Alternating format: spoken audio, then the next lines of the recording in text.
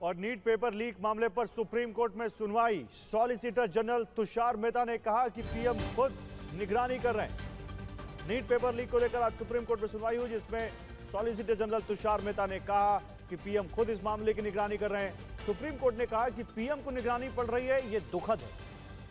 आपकी निगरानी के बावजूद यह घटना घटी, सुप्रीम कोर्ट ने टिप्पणी की। सुप्रीम कोर्ट ने कहा कि यह बेहद ही संवेदनशील मामला है। पेपर लीक कैसे हुआ, यह हकीकत सामने आनी चाहिए। जब तक जवाबदेही तय नहीं होती, तब तक समस्या का हल नहीं होगा। सुप्रीम कोर्ट ने केंद्र से हलफनामा दायर करने को भी कहा है। इस मामले की पूरी जांच सीबीआई कर रही है।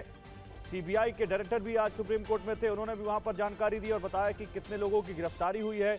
इस बीच हमारे संवाददाता पीयूष पांडे भी हमारे साथ जुड़ चुके हैं ज्यादा जानकारी के साथ। पीयूष, सुप्रीम कोर्ट ने सख्त टिप्पणी की और कहा है कि जिस मामले की सच्चाई सामने आनी चाहिए और आपकी निगरानी के बावजूद ये मामला सामने आया, पेपर लीक हुआ, ये दुखद है।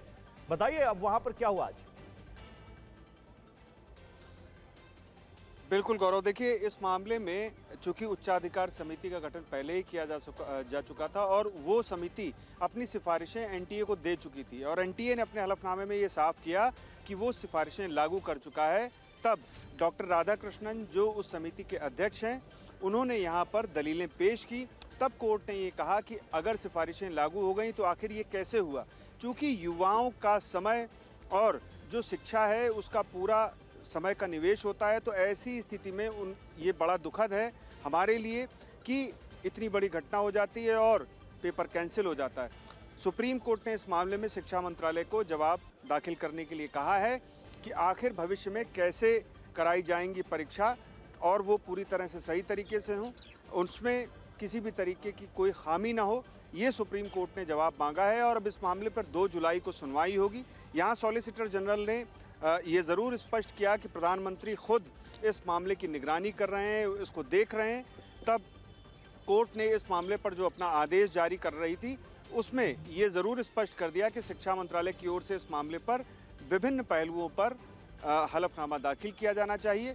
चूँकि ऐसी घटना 2024 से संबंधित जो आदेश था सुप्रीम कोर्ट का, उसको लेकर के सुप्रीम कोर्ट ये आश्वस्त करना चाहता था कि आखिर जो समिति हमने गठित की थी निगरानी के लिए, उसकी ओर से जब सिफारिशें की गईं तो आखिर ये घटना कैसे हुई। और यही वजह थी कि सुप्रीम कोर्ट ने इस मामले में सुनवाई की और अब इस मामले में शिक्षा मंत्रालय से ये पूछा है कि भविष्य में जो परीक्षा कराई जाएगी वो लीक कैसे नहीं होगी, आप क्या करेंगे और क्या कदम उठाए जा रहे हैं, ये सब शिक्षा मंत्रालय को बताना होगा। इसके बाद 2 जुलाई को इस मामले पर सुनवाई होगी। जी गौरव। ठीक है पीयूष, आपका बहुत शुक्रिया इन तमाम जानकारियों के लिए। अब देखिए इस मामले में अगली सुनवाई होगी, केंद्र को जो नोटिस दिया जा रहा है उसमें क्या जवाब केंद्र की ओर से दिया जाता है। लेकिन फिलहाल आगे बढ़ते हैं और युद्ध की तरफ बढ़ते हैं। बड़ी खबर, नीट पेपर लीक मामले पर सुप्रीम कोर्ट में सुनवाई। आपकी निगरानी के बावजूद यह घटना घटी है, सुप्रीम कोर्ट की बहुत ज्यादा अहम टिप्पणी।